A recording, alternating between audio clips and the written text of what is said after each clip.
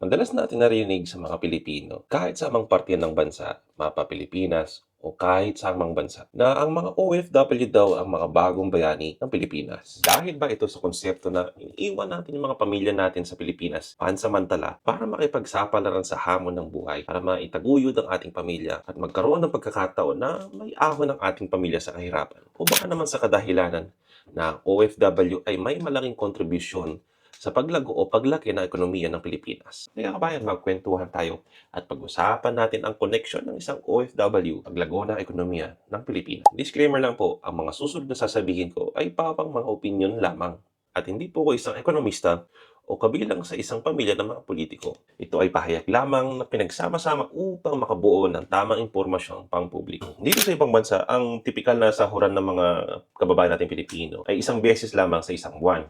So kagaya nga sa Pilipinas, hindi ka pa nga sumasahod o parating pa lang ng sahod mo, kakwentas ka na para sa mga susunod mong bayarin.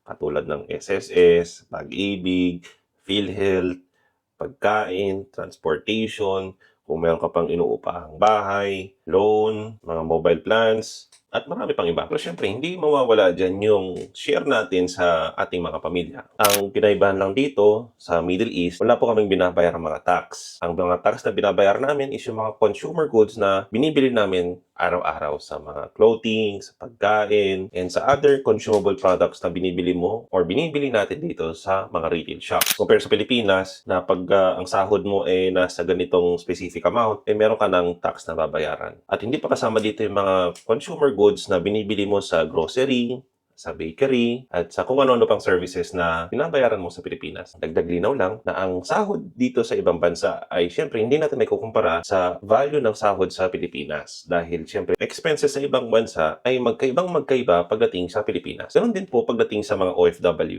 Pagdating ng sahuran, ay iaawas lahat yung mga expenses na yon at doon sa budget na yon, nakalaan din yung remittances. So, okay na tayo doon sa part ng OFW kung saan by the end of the month or every end of the month sumasahod, inaawas yung mga expenses, savings, and kasama dito ang budget para sa remittances na pinapadala sa Pilipinas. So pag-usapan naman natin ang sumunod na topic. Ito yung mainit at matunog na balita tungkol kay former President Tatay Digong na nung nakarang March 7, 2025, naglabas ng warrant of arrest si International Criminal Court o mas kilala sa tawag na ICC para kay Tatay Digong para sa case against humanity and murder. Ayan po, no? Makikita nyo dyan sa website mismo ng ICC. Kung itatype nyo po sa Google, ang warrant of arrest for Mr. Rodrigo Roa Duterte. Downloadable po siya in English and Tagalog. At dito po sa kanyang warrant of arrest ay nakalagay ay pre-trial chamber 1 at yung mga kanyang sumusunod na details para sa kanyang warrant of arrest. And sa sumunod na page, makikita nyo naman dito ang statement of ICC Office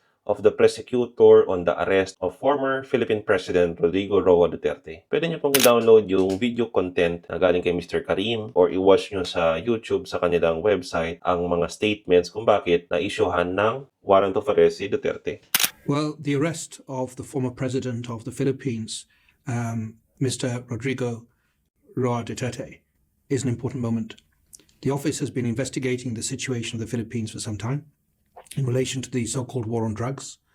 Last month, under the supervision of Deputy Prosecutor Manjay Niang, the team submitted a warrant application to the judges of the pre-trial chamber. The judges have issued that warrant, and it's been executed. And in issuing the warrant, the judges have found reasonable grounds to believe that Mr. Duterte has committed the crime of murder as the founder, as the head of the so-called Davao Death Squad, as the mayor of Davao City, and then later as the president of the Philippines between 2011 and 2019. And I think it's important to show that the office has been working with communities, with states, with international organizations, with other partners to make sure that the investigation could be focused and could move as effectively as possible.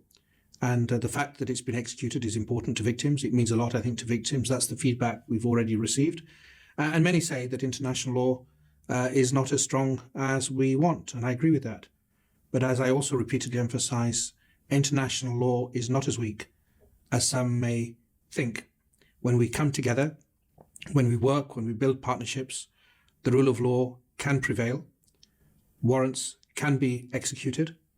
And it's important to underline as we now start a new stage of proceedings that Mr. Duterte is presumed innocent. He will make his initial appearance before the court soon. And the focus of the office is on the judicial proceedings and on proving its case before the judges of the International Criminal Court. At sa mga sumunod na araw, itong March 12, 2025, ay nasurrender na si Tatay Digong sa ICC o sa The Hague ng Netherlands. Marami sa mga solid supporters dito ay mga OFW. Siyempre dahil nasa iba't ibang bansa sila, may mga trabaho, busy sa kani-kanila mga karir, sa pamilya, sa ibang bansa, at hindi makapag-rally sa Pilipinas. Kaya isa sa mga paraan ng mga OFW para maipakita ang solid na suporta nila kay Tatay Digong ay yung tinatawag na Zero Remittance Week, na inumpisahan ito noong March 28, araw mismo ng kaarawan ni Tatay Digong, at nagtatapos hanggang 4th of April. At dahil sa adikhain ng Zero Remittance Week ng mga OFW, nagkaroon ito ng samot-saring kuro-kuro, komento, pagbabadya at pagpapaalala. Di ba marami kayo napapanood sa ibang mga content creator, sa mga gobyerno na implement ang Zero Remittance Week, pwede ikabagsak ng ekonomiya ng Pilipinas. Pero gaano ba kalaki ang pinag-uusapan nating kawalan dito? Katulad dyan, no, makikita nyo sa PDF na ang Asian or ASEAN countries ay may contribution na total of 40.2%. At sumunod dito, which is nag-number 1, is yung Americas na nasa 45.6%. At sumunod dito ang Europa na nasa 11.3%, at Oceania na nasa 2.3%, and Africa being the lowest at 0.6%.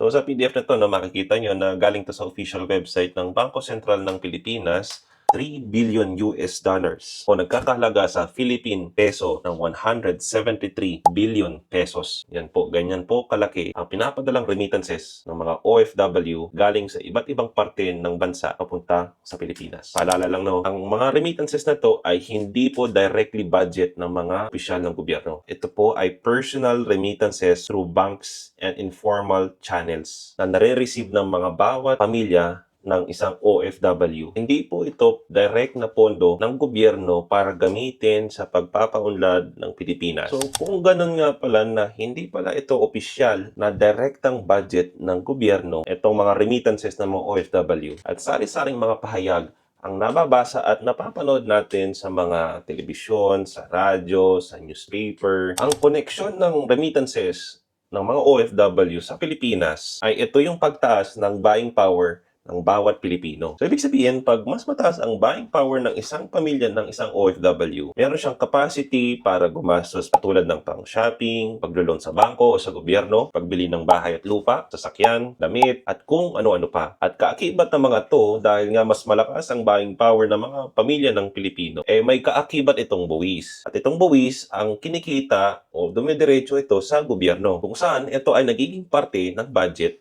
ng gobyerno para sa pagpapaunlad ng ekonomiya. Bagamat hindi man ito opisyal na budget ng gobyerno, ang contribution nating mga OFW through remittances ay napakahalaga bilang parte sa paglago ng ekonomiya. So, bilang OFW, agree ako dun sa komento ng mga gobyerno na kung ito ay 1 week lamang, ay hindi naman talaga ito makaka-apekto sa pagbaba ng ekonomiya. Kasi imagine niyo, no, ang typical na OFW ay nagpapadala lamang ng once every month. At yung padalang pera na to ay tinitipid-tipid to ng mga pamilya natin sa Pilipinas na pagkakasyahin ito ng isang buwan. So kung ikaw ay solid supporter ni Duterte at gusto mong suportahan ang Zero Remittance Week na isang linggo kang hindi magpapadala, pwede ka naman magpadala ng March 27. At kung kinapos yun, at pwede ka naman magpadala ng April 5. Niniwala ang gobyerno na talagang makaka-apekto ang hindi tuluyang pagpapadala ng mga OFW remittances kung ito ay magtatagal siguro ng isang buwan o siguro isang taon. Talagang mas malaki ang epekto nito sa ekonomiya ng Pilipinas. So ikaw kabayan, anong masasabi mo sa konsepto ng Zero Remittance Week? Tama lang ba ipagpatuloy ng mga OFW na katulad ko,